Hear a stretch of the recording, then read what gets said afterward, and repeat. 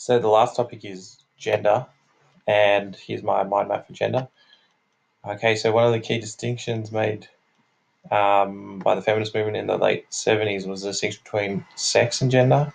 So whereas sex is a biological fact based on if you're born with the XY chromosome or XX chromosome, gender is a socially constructed idea, which is based on social and cultural mores, which can change over time.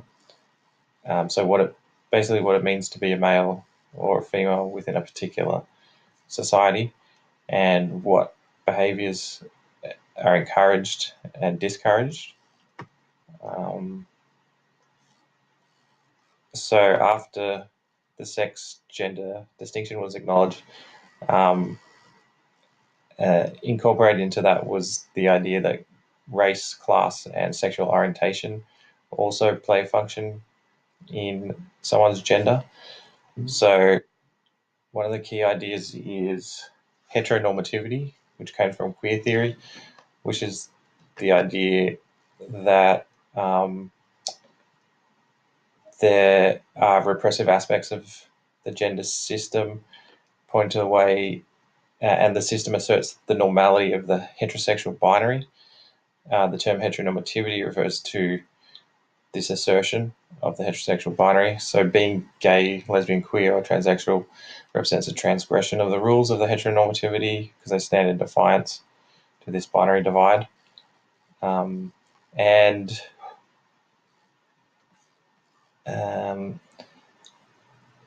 This is the next slide is talking about gendered organizations. So this idea was the idea that not only individuals could be gendered, but also organizations, like including schools.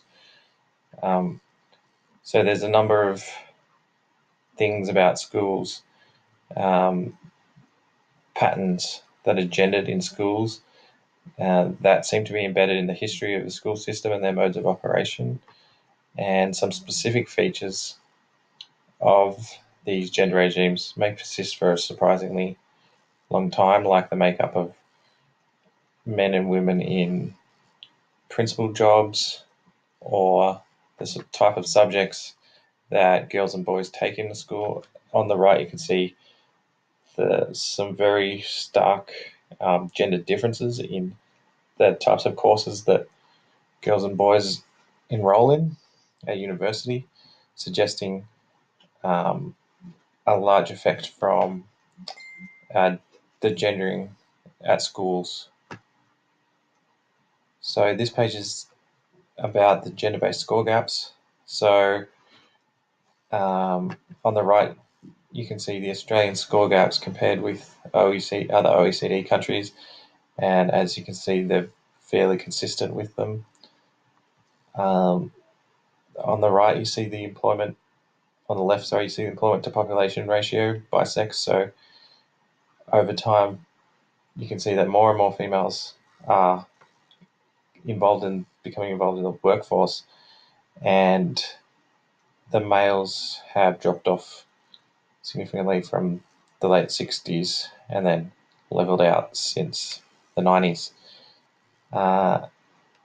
One key issue, a result of this, is that 15 to 24-year-olds who are not studying or working are much more likely to be female, which indicates that women have a lot harder time finding a job that requires no tertiary qualifications.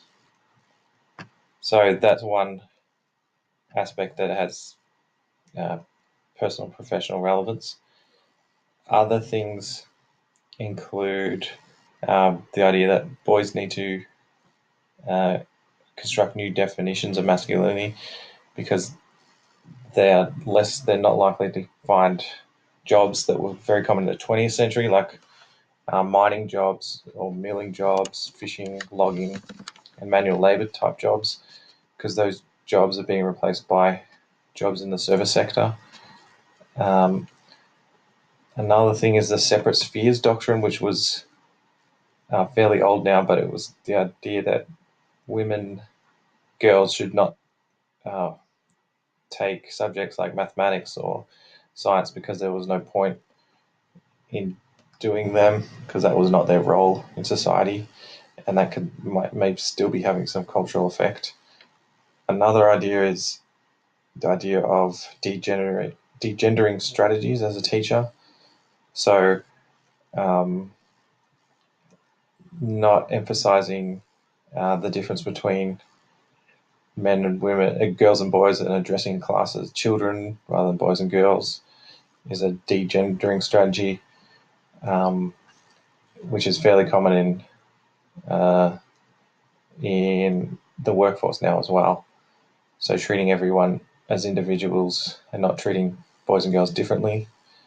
And then another idea that has relevance is gender-based bullying, which is quite common. So